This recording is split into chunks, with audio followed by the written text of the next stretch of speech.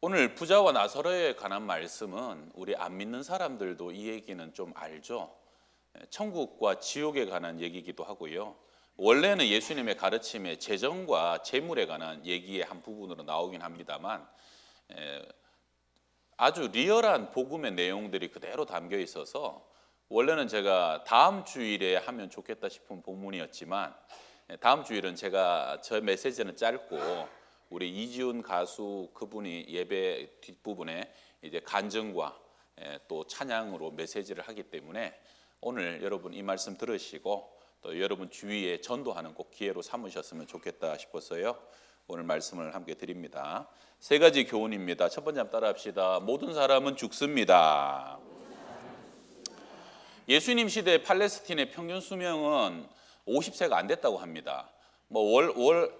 영아 사망률이 높고 또 전염병, 전쟁 등으로 인한 얘기도 했지만 또 하나는 이 깨끗한 식수가 부족하고 그 다음에 먹는 것이 넉넉지 않았기 때문에 잘 사는 부자들과 상류층과 그렇지 못한 사람은 평균 10년 이상의 수명 차이가 났다는 거예요. 지금은 다 잘 드시니까 먹을 걸 잘 먹으니까 다 애지간히 살지만 이때는 잘 먹는 사람, 못 먹는 사람, 잘 먹느냐에 따라서 10년, 15년 더 살기도 하고 못 살기도 하고 그런 시대였다는 거죠.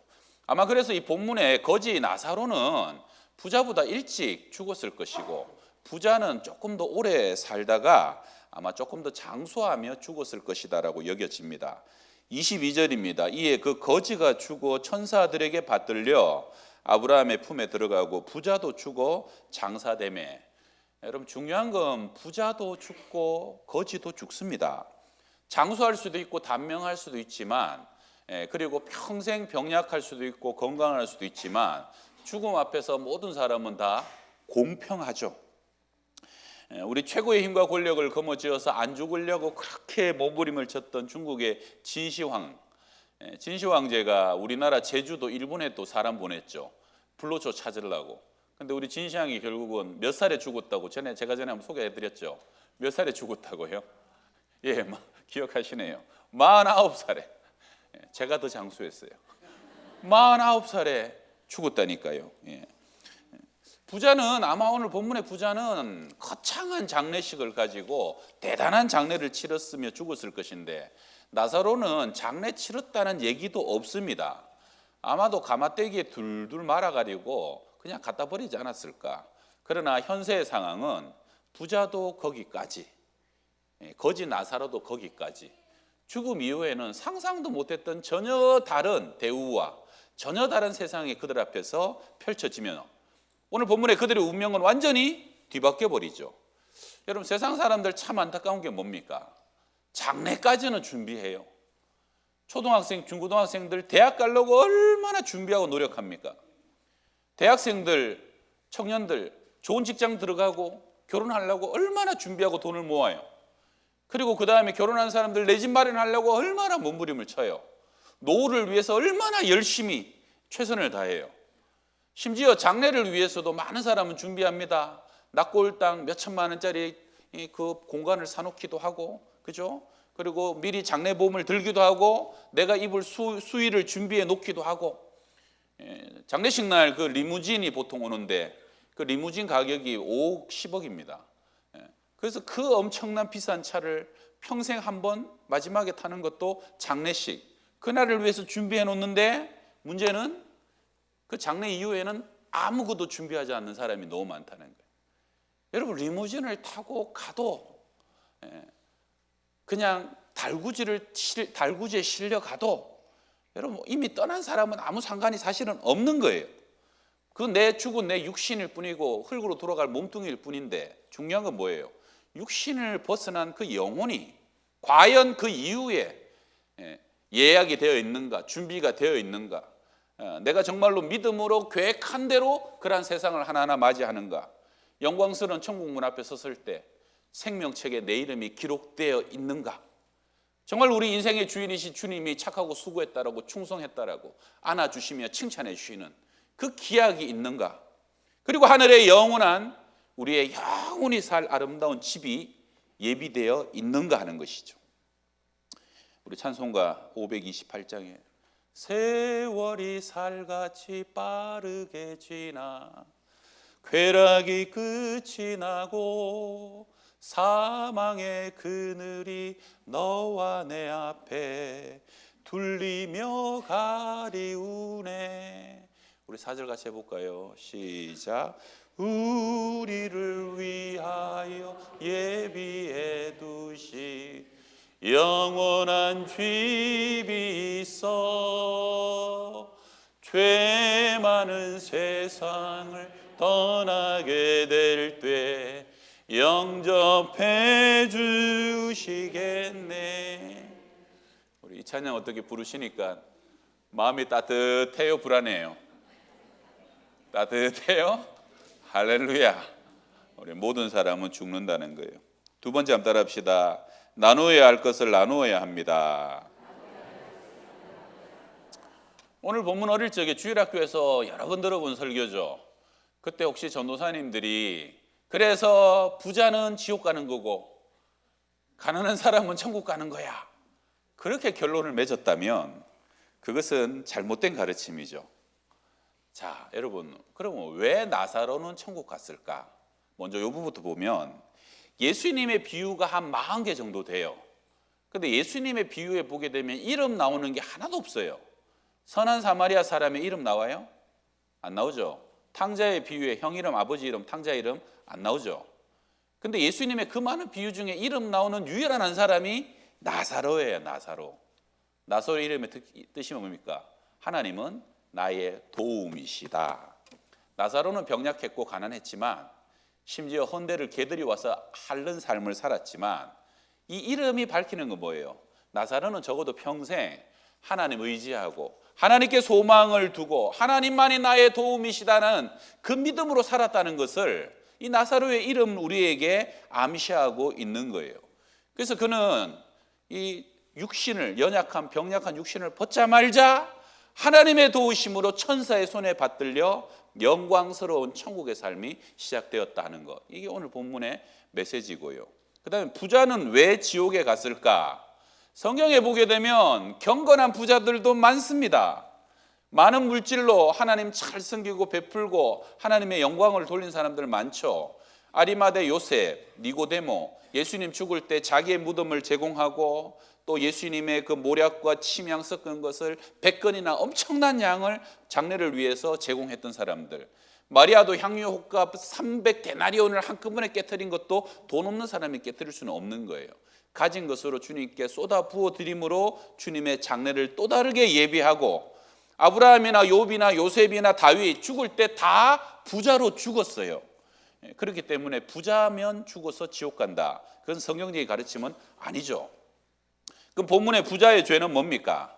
자, 19절 봅니다. 한 부자가 있어 자색 옷과 고운 베옷을 입고 날마다 호화롭게 즐기더라. 이 자색 옷은 왕족과 귀족만 입는 옷이죠. 아주 비쌉니다. 그리고 이때 고운 베옷은 같은 무게의 금보다 2배가 더 비쌌대요. 그러니까 금보다 더 비싼 옷을 치렁치렁 감고 뭐 한 거예요? 날마다 잔치하고 호화롭게 연락하고.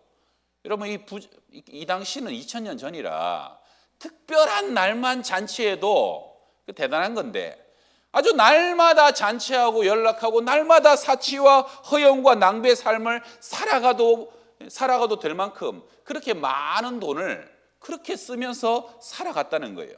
근데 문제는 뭐예요?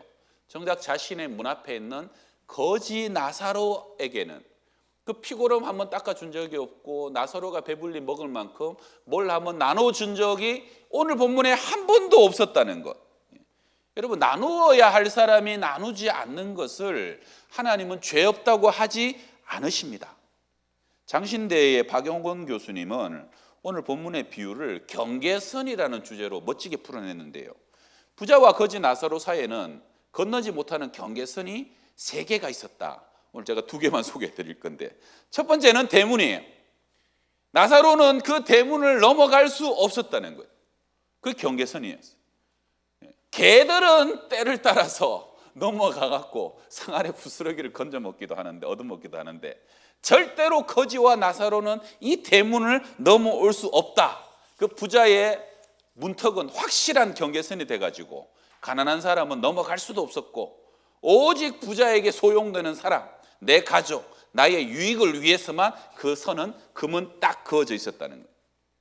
두 번째 경계선은 죽음 이후에 나타난 경계선이에요. 큰 구렁텅이가 부자와 나사로 사이에 꺼져 있었는데 그 경계선은 부자도 넘어갈 수 없었고 나사로도 넘어갈 수 없었던 경계선이다. 심지어 너무 목이 말라서 물 한 방울만 찍어달라고, 물 한 방울만.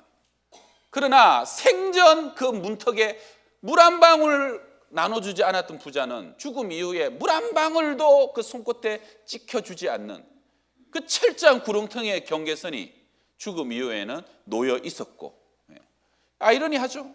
살아서 내가 스스로 나만을 위한 경계선을 철옹성처럼 딱 치고 살았더니 죽음 이후에는 내가 절대로 넘어갈 수 없는 구렁텅이가 나를 가로막아서 영원한 뜨거운 불의 고통 속에 처하게 되는 인생이 되게 되었다는 겁니다.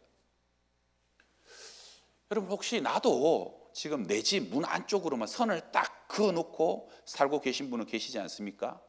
우리 집 이 문턱은 누구도 넘어올 수 없어. 우리 집 안에 사는 강아지는 환대받고 사랑받을 수도 있어도 나머지 사람은 누구도 넘을 수 없다라고 딱 금을 긋고 선을 그어놓은 거예요. 처음부터 내 거야. 다 나와 내 가족만을 위해서 소용되기 위해서 쌓아놓은 것이야. 뭐 그런 마음이죠. 또 하나는 복음에 있어서도 선을 딱 그어놓고 사시는 분이 혹시 없나요? 나는 은혜로 구원받았고 나는 하나님의 사랑으로 천국의 백성 이미 되었지만 우리 가족만 천국 가면 되지 뭐. 우리 집 문 밖을 넘어갔고는 내가 그 사람 이름을 알고 그 사람 안 믿는다는 거 아는데도 내 이웃이나 직장 동료에게나 삶 속에 만나는 사람한테 전혀 복음의 복된 구원의 소식을 안전하고 뭐 의도한 건 아닐 거예요. 의도한 건 아닐 거예요. 근데 우리 가족만 천국 가면 되지 뭐 그 외에 바깥의 사람은 내가 문 밖에 나가서는 내가 의도적으로 한 번도 제대로 전도해 본 적이 없는 분들, 그것도 선을 딱 그어놓은 거죠. 우리 집 안에만 구원이 있으면 되고 바깥에는 뭐 천국 가면 가시고 뭐 안 가시면 뭐 할 수 없고 그건 뭐 나랑 상관없고 우리 집 안에만 잘 먹고 잘 살고 밖에는 거지가 있든 누가 있든 뭐 그거는 내 알 바 아니고 선을 딱 그어놓고 살으면 나중에 어떻게 된다는 거예요. 내 앞에 선이 꺼져 버릴 수 있다는 거예요. 이 참 무서운 얘기죠. 25절에 아브라함이 이르되 예 너는 살았을 때 좋은 것을 받았고 나사로는 고난을 받았으니 이것을 기억하라. 이제 그는 여기서 위로를 받고 너는 괴로움을 받느니라. 너는 살았을 때에 좋은 것을 받았다. 우리가 꼭 기억해야 될 것. 여러분 부자가 가진 모든 것들은 원래부터 자기 거였어요. 받은 거예요. 받은 거. 하나님이 주신 거예요. 처음부터 뭐 집문서가 내 이름이라고 내 명이라고 처음부터 내 겁니까? 받은 거죠. 우리의 아버지가 돌아가시면서 주셔서 받을 수도 있고 내가 많이 벌어서 받은 것 같은 수도 있지만 결국은 하나님이 은혜로 주신 것입니다. 빈손으로 와서 빈손으로 가는 거 아닙니까? 세상에 내 완전한 소유, 영원한 소유가 어디 있습니까? 그러니까 내 집 문 안에 있다고 마치 영원히 내 것처럼 꽉 붙들고 움켜쥐고 살 필요가 없다는 거예요. 주님의 마지막 지상 명령이 뭡니까? 너희는 가라. 가서 예루살렘을 넘어 유다 넘어 사마리아 땅끝까지 내 증인이 되어라는 것이죠. 그래서 여러분 우리는 값없이 받은 복음과 구원의 소식과 이 은혜도 나누고 전하는 사람이 돼야 됩니다. 땅끝까지 확장하는 사람이 돼야 됩니다. 바벨탑의 죄가 뭡니까? 우리끼리 조싸우니 흩어지지 말자. 우리끼리 모여갖고 우리끼리만 이 안에서 살자. 하나님이 그 바벨탑을 무너뜨려 버리셨죠. 그래서 여러분 지난주에 우리 나눠드렸던 우리 초청장 있으시죠? 초청장이 오늘도 주보에 다 들려져 있죠. 우리 초청장. 요거 아직까지 집에 거의 모셔만 놓은 분들 한번 손 들어보세요. 요거 집에 거의 모셔다 놓으라고 드린 거 아닙니다. 오늘도 이제 한 장 더 드렸는데 여러분 기도하고 또 오늘 여러분 어제 문자에 모바일 초청장도 들어가 있어요. 내 집 문 앞에 금 그어놓고 뭐든지 교회에서 주면 다 집에만 모셔놓지 말고 카톡으로도 전도할 수 있도록 모바일 초청장도 보내드렸으니까, 자, 여러분, 하나님의 은혜로 받을 만큼 받았고 누릴 만큼 누리고 살고 있다라고 믿으십니까? 받을 만큼 받았고 누릴 만큼 누렸으면 이제는 전하기도 하고 베풀기도 하고, 특별히 이 구원의 소식을 나눌 수 있기를 주의 이름으로 축원합니다. 경주시 교동에 있는 경주 최씨 가문 이야기 아시죠? 300년 9대 동안 만석 부자. 근데 이것보다 그 집을 더 유명하게 한 것 있죠. 1671년 나라에 큰 흉년이 들었을 때 경주 최씨는 과감히 곡간을 흘면서 이렇게 얘기했습니다. 모든 사람이 굶어 죽을 판인데 나 혼자 이 많은 재물을 갖고 이 많은 쌀을 쌓아놓고 산다는 것이 살아서 못하겠는가? 그리고는 큰 소스를 걸고 매일 죽을 끓여서 사람 앞에 나눠주면서 뭐라 그럽니까? 우리 집 문 앞에 사방 백리 안에는 굶어 죽는 사람이 없게 하라 그래요. 야, 이게 예수 안 믿는 사람인데 더 복음적인 삶이에요. 사방 백리 안에는 우리 집 때문에 굶어 죽는 사람이 없게 하라. 그래서 그 문 앞에는 항상 조그만 쌀떡을 놓고 누구라도 손 넣어갖고 한 주먼 집어가가지고 한 끼 먹을 수 있도록 그런 쌀떡을 또 놓고 살았다는 거 아닙니까? 자, 우리 고린도후서 9장 10절인데요. 같이 읽어볼까요? 9장 10절 시작. 심는 자에게 씨와 먹을 양식을 주시는 이가 너희 심을 것을 주사 풍성하게 하시고 너희 의의 열매를 더하게 하시리니. 아멘. 여러분, 하나님은 하늘의 새를 먹이시고 들의 백합화를 입히시고 모든 인생을 다 친히 먹이시는 하나님입니다. 그래서 씨를 주시고 먹을 양식을 주시는데, 어떤 사람은 한 달에 100만 원을 주셔서 먹게 하시고 어떤 사람은 1000만 원어치 그 이상 먹게 하시면 그게 아무리 많은들 감사하게 먹으면 됩니다. 내 수입 속에서. 근데 먹을 양식을 주시고 수입을 주신 하나님이 그 안에 뭘 주신다는 거예요? 씨도 같이 주신다는 거예요. 씨는 뭡니까? 씨는 먹으면 안 돼요. 농부는 아무리 굶어 죽어도 씨를 먹지 않아요. 씨는 뭐 해야 됩니까? 심어야죠. 씨는 심는 거예요. 그래서 우리의 소득 중에 먹을 것은 감사히 드시면 되고 아이들 기르고 누리면 됩니다. 저 집은 왜 2천만 원을 먹어요? 1억을 먹어요? 상관없어요. 여러분도 미얀마 가고 여러분도 저 가난한 나라에 가면 엄청 드시는 분이에요. 그 사람들도 10만 원 갖고 20만 원 갖고 사는데 여러분 그 사람들보다 10배는 막 5배는 잘 산단 말이에요. 그러니까 먹을 것 갖고 시비 걸 필요는 없어요. 하나님 주신 거니까. 그러나 내가 가진 것 속에 씨앗이 있다면, 하나님이 이것은 심어라라고 주신 것이 있다면 기도하고 결단하고, 첫 번째 심는 건 뭡니까? 하나님께 드리는 헌물이죠. 이거는 하나님께 11조를 드리든 감사의 예물을 드리든 주일 예물을 드리든 하나님께 드리는 씨앗이고, 두 번째는 이웃에게 나누고 베푸는 것도 씨앗입니다. 그래서 하나님께 내게 주셨다고 다 나와 우리 가족만 먹어야 될 것이 아니라 심는 자에게는 먹을 양식과 씨앗을 함께 주셔서, 그래서 심는 자에는 어떤 축복을 주셔요? 이 땅 위에서 풍성케 하십니다.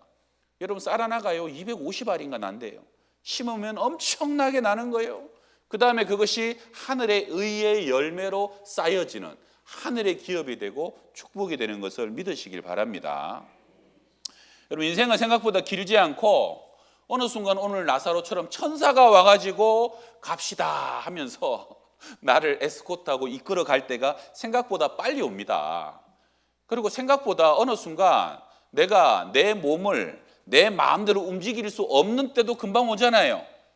그리고 어느 순간 내가 모아놓은 재산인데 내 마음대로 쓸 수 없는 때, 내가 다 모아놨는데 자식 눈치 봐야 되고 누구 눈치 봐야 되고 그런 때도 금방 오게 됩니다. 그래서 오늘 내가 몸을 움직일 수 있을 때 복음 전하고, 오늘 내가 뭔가 나눌 수 있을 때 하나님께 드리기도 하고 나누는 것, 그것이 씨앗을 심고 하나님의 영광을 드러낸다는 것이죠. 여러분, 국민 배우 신영균 씨를 아시죠?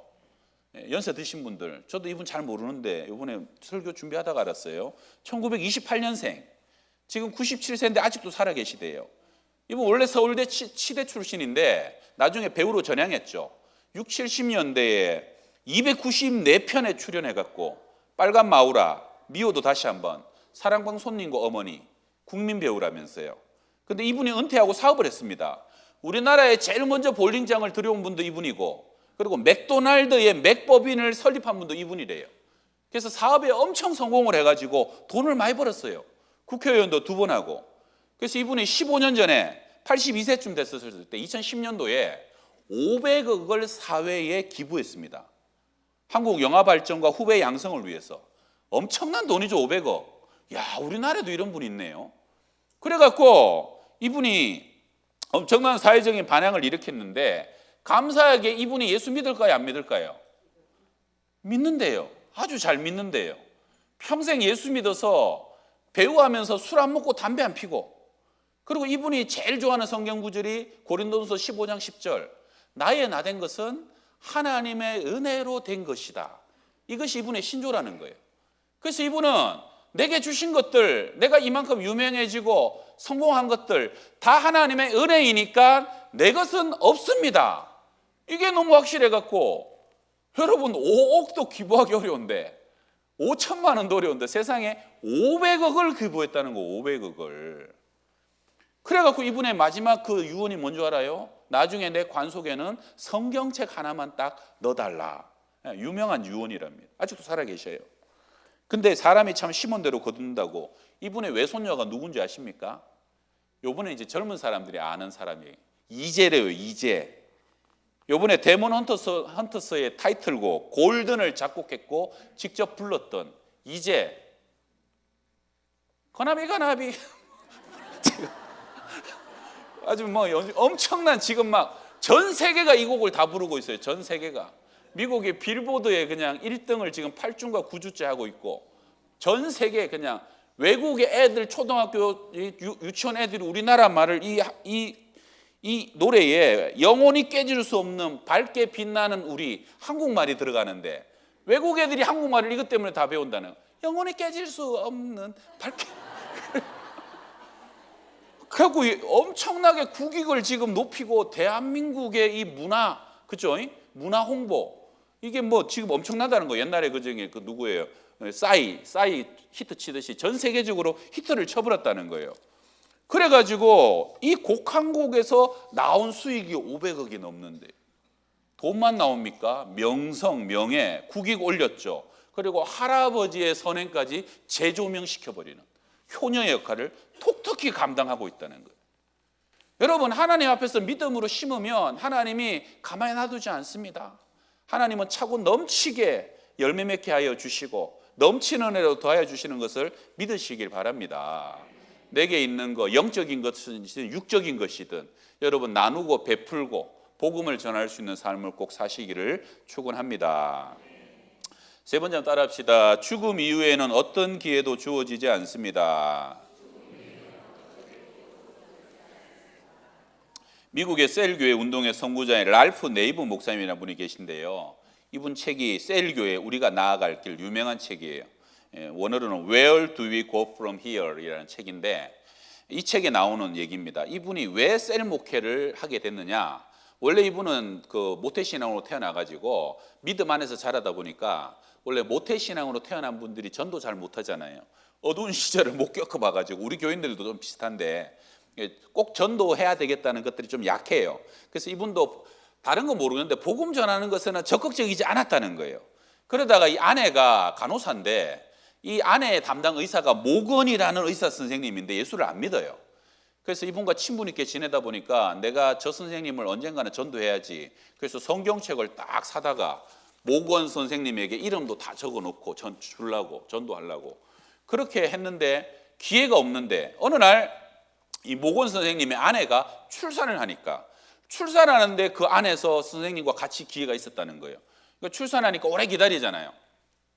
근데 성령님이 그때 지금 복음을 전해라, 지금 전도하라, 자꾸 감동을 주시더래요.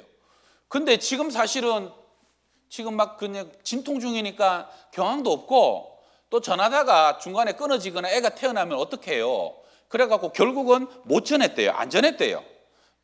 그러고 난 뒤에 애는 잘 태어났고, 애 태어나고 난 뒤에 본인은 바로 무슨 집회가 있어갖고 런던에 빌리그램 집회를 다녀왔는데, 다녀왔더니 아내가 울고 있더래. 왜 그러냐 했더니 모건 선생님이 당신 출장 갔다 오는 사이에 수상스키를 타다가 수상스키 프로펠러에 빨려 들어가 죽었습니다.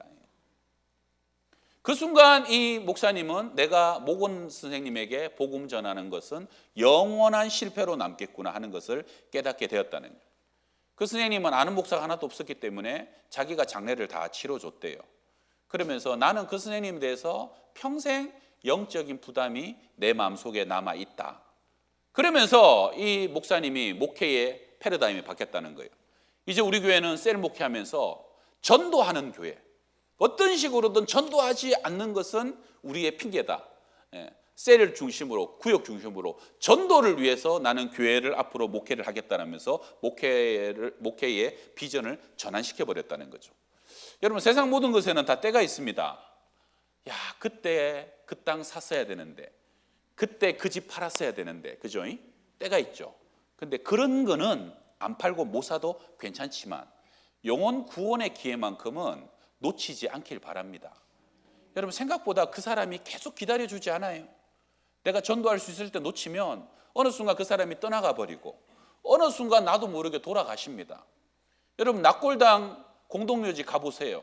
비석 한번 자세히 보세요. 노인들만 절대 있지 않아요. 노인들 아닌 사람이 생각보다 엄청 많아요. 우리는 다 장수해서 천국 가니까 감사하지만 젊어서 청년 때 생각지 않은 때 떠나가는 사람도 세상에는 엄청 많다는 겁니다. 그래서 우리는 구원의 기회를 놓치지 말아야 되는데 언제가 구원의 기회인 줄 아세요? 구원의 기회는 교회가 한 달, 두 달 이것을 위해서 기도할 때입니다. 교회가 여러분들에게 이 초청장 나눠주면서 여러분 이번에 초청하고 전도합시다. 여러분 다음 주에 하나님께서 특별한 잔치를 주실 것입니다. 이때가 하나님의 손이 움직이고 역사하시는 시간이에요.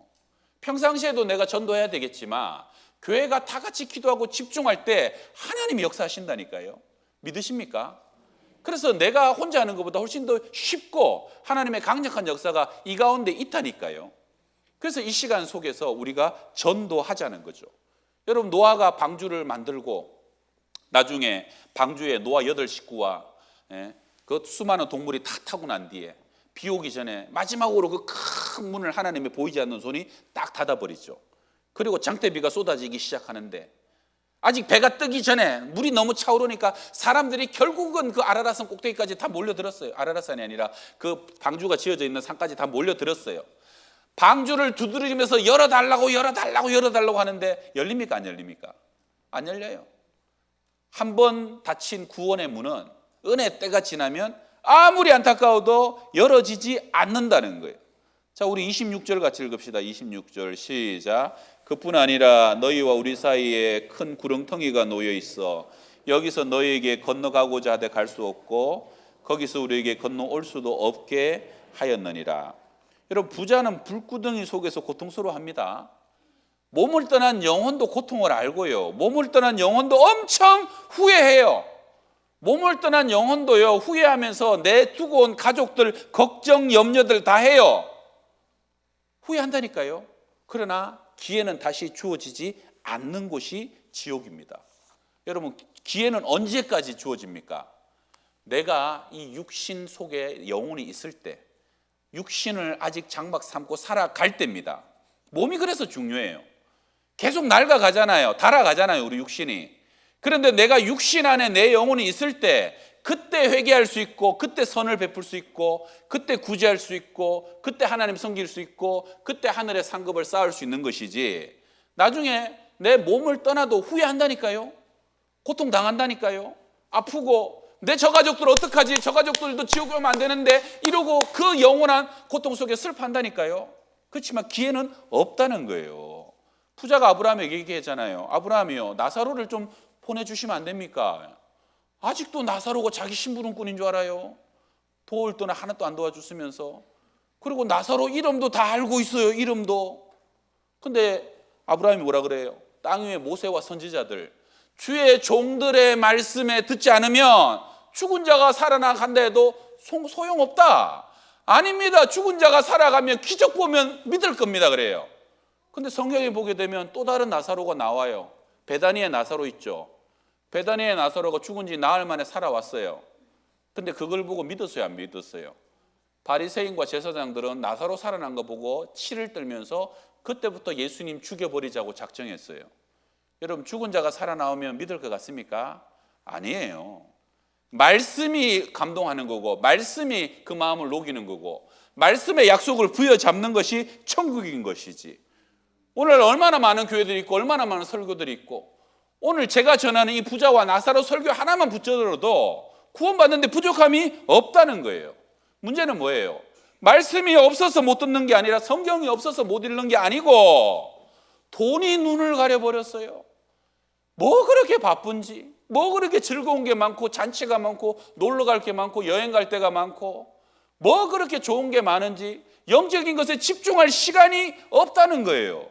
다음에 나중에 다음에 그렇게 내가 자꾸 선을 그어놓고 좋은 것은 자꾸 선 그어서 이번에 다 하지만 영적인 것은 선 그어서 다음에 나중에 언젠가는, 그러다 보니까 그것이 나중에는 넘어갈 수 없는 영원한 구렁텅이가 돼가지고 우리의 영혼을 천국과 지옥으로 갈라놓는 그러한 저주에 놓이게 될 수 있다 하는 것이죠.